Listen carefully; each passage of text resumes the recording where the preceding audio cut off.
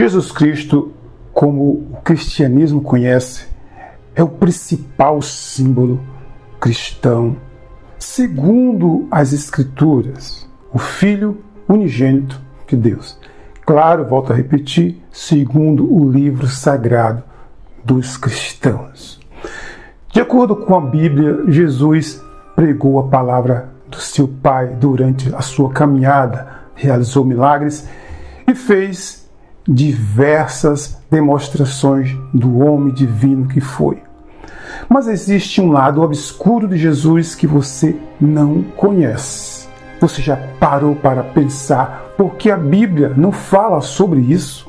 Será que Jesus teria sido exatamente como relatam as Escrituras cristãs? Eu sou o Quirino Pinheiro e você é bem-vindo ao nosso canal. Obrigado por estar aqui. Inscreva-se se ainda não for inscrito. Deixe o seu like. E se gostar do vídeo, compartilhe com a sua família e amigos no WhatsApp.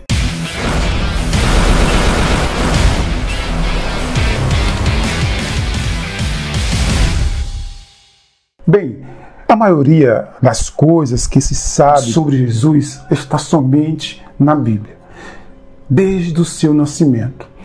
As primeiras ações divinas até começar a pregar quando alcançou os seus 30 anos de idade. No entanto, nas histórias bíblicas existe uma grande lacuna, especificamente dos 12 anos aos 30 anos de Jesus. Nas Escrituras bíblicas podemos encontrar sobre Jesus no Novo Testamento, em escrito de Mateus, de Marcos, de Lucas, João. Todos eles discípulos do Nazareno. Porém, como já foi dito, muitas coisas são ditas como superficiais e aspectos pessoais da sua vida são deixados de lado. Por exemplo, antes dos relatos da vida adulta de Jesus, sabe-se que ele esteve no Templo de Jerusalém, onde se perdeu de seus pais ainda com 12 anos de idade. Explica-se que Jesus ouvia e indagava os instrutores a respeito do que era pregado, inclusive impressionando a todos com a sua sabedoria por ainda ser um menino. Nessa passagem, Jesus também está questionando a lei judaica que estava em vigor naqueles dias, demonstrando ter pensamentos contrários e possivelmente revolucionários. Mas vamos voltar um pouco mais no tempo. Alguns anos antes do nascimento de Jesus, por volta do século II a.C., Israel sofreu o que foi chamado de Revolta dos Macabeus, quando um exército rebelde estabeleceu novas ordens aos templos de Jerusalém e novos modelos de pregação foram instaurados. Esses modelos iam contra a essência do judaísmo, contra o que a Bíblia primitiva pregava. Logo, podemos imaginar que Jesus estava contrariando esses ensinamentos. Após esse período relatado da Bíblia, Jesus tem um longo tempo de sua vida que não é explicado. Ele só reaparece na época em que é batizado pelo seu primo João Batista nas águas do Rio Jordão. É quando passa a pregar o Evangelho, como eu já disse. O que muita gente não sabe é que a revolta dos Macabeus pode ter uma ligação direta com isso. Durante esse evento, o povo que vivia nas terras de Israel foi dividido em espécie de seitas, os fariseus, os saduceus e os essênios, onde cada um deles procurou a viver de forma independente, não levando em consideração os ensinamentos que foram postos em vigor. Aliás, no século passado, uma descoberta arqueológica pode comprovar justamente o que eu acabei de dizer. Em 1947, logo depois da última Grande Guerra, às margens do Mar Morto, centenas de pergaminhos e escrituras foram encontradas dentro de cavernas onde os essênios viviam. Muitas dessas escrituras são cópias de todos os livros do Antigo Testamento, exceto o livro de Esther. Tal fato sugere que esse ambiente era uma espécie de escola onde era ensinada a palavra de Deus e pregada pela igreja primitiva que se difundia em Jerusalém antes dos macabeus invadir. Você deve estar se perguntando o que Jesus tem a ver com tudo isso? Bem, estudiosos acreditam que Jesus pode ter sido criado com o povo essênio e lá aprendeu sobre a Bíblia e ficou mais próximo do seu pai. Aliás, você lembra de João Batista, aquele que batizou Jesus? Pois bem, muito provavelmente João Batista, pregador e primo mais velho de Jesus, foi criado também junto aos essênios, o que facilitaria para que Jesus também conhecesse esse povo. Ou seja, nesse período em que Jesus fica ausente da Bíblia, ele estava sendo ensinado no meio do deserto para depois expandir esses ensinamentos do seu pai.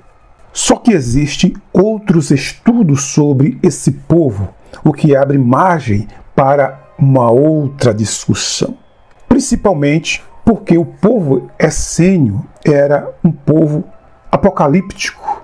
Eles acreditavam que estava vivendo o fim dos tempos e que deveria estar sempre purificados. Já os ensinamentos de Jesus tomam uma outra direção. E para aquele momento, ele era de fato revolucionário. E as descobertas de antigos textos da época de Cristo continuam surgindo com o passar dos anos. Assim como o manuscrito do Mar Morto, encontrado na região onde os essênios moravam. 2 anos antes, no Egito, um simples camponês encontrou 13 manuscritos em uma jarra selada e enterrada próximo à cidade de Nadi Hamash. Os manuscritos são datados do século IV, que foi um período conturbado. Além disso, eles estavam em péssimas condições. O que os historiadores concluíram é que se tratavam de escrituras na língua copta, uma mistura de grego com egípcio. Após a tradução, algumas coisas encontradas nesses pergaminhos levantaram dúvidas. Esses manuscritos, assim como outros encontrados ao redor do mundo, são conhecidos como livros apócrifos. São textos que não encontram na Bíblia e possivelmente podem conter histórias contrárias às que foram pregadas até hoje. Esses textos é possível encontrar os evangelhos de Judas e Maria Madalena, por exemplo. Esses textos foram escritos por membros de um movimento chamado gnósticos nos primeiros séculos depois de Cristo. Não somente esses, mas outros textos considerados excluídos do Evangelho contam um lado diferente de Jesus. E a pergunta que muitos se questionam é: por que esses textos não entraram na Bíblia? Bem, o que eles falam é que os livros que estão na Bíblia são considerados inspirados por Deus. Já os livros apócrifos são livros segundo a religião em questão, não foram inspirados por Deus e que não fazem parte de nenhum cânon. O conteúdo desses livros pode ser bem interessante para quem é curioso. Se você conhece o mínimo da história de Jesus, você sabe que ele teve 12 discípulos e que todos conviveram bastante tempo com o Messias, assim como os seus pais e os seus parentes. Porém, outra pessoa também esteve constantemente presente na sua vida, na vida de Jesus, e essa pessoa era Maria Madalena. Muitas obras relatam Maria Madalena como mulher de Jesus, ou possivelmente como amante dele. No texto apócrifo de Filipe, por exemplo, datado no século III, relata um beijo que Jesus deu em Maria, também retratada como apóstola. Será que isso aconteceu de fato? O problema é que muito disso se mistura com o que é ficção e chega a um certo momento em que não se sabe distinguir com propriedade o que é verdade ou o que é mentira.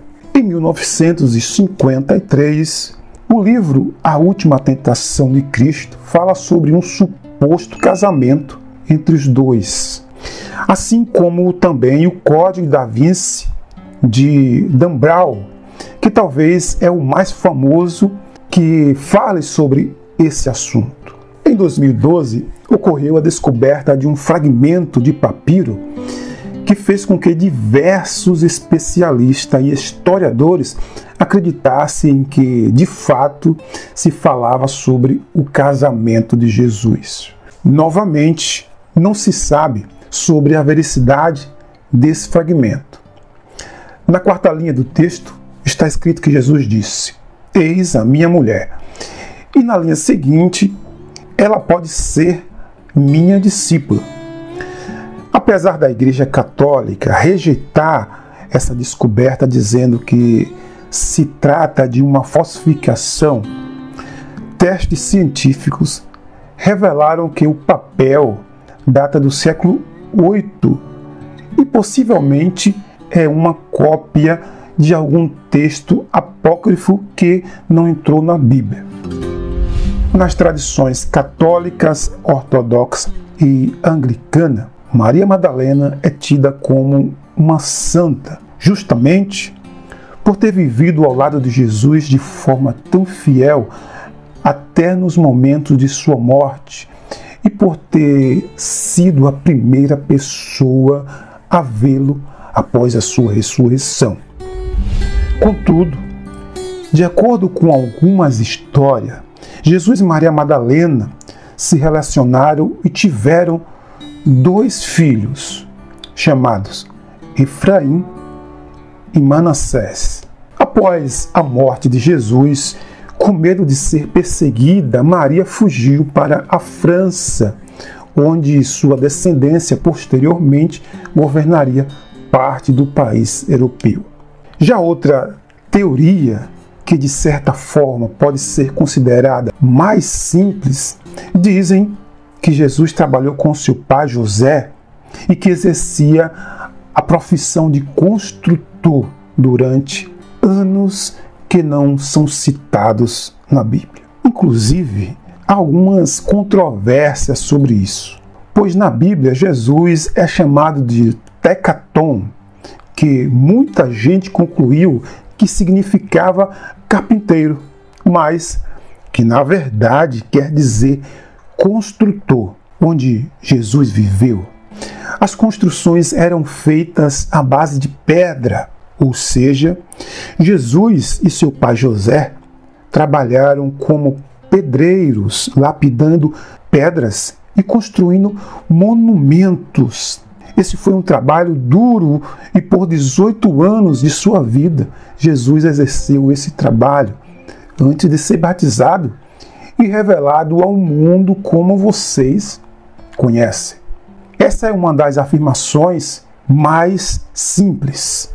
Há quem diga que Jesus sobreviveu à crucificação e foi tirado da cruz com vida. Após se recuperar, Jesus fugiu para a Índia com a sua mãe Maria, a qual teria falecido antes de chegar ao seu destino. Na Índia, Jesus assumiu o nome de Iosa Osaf, e continuou a pregar sobre um único Deus.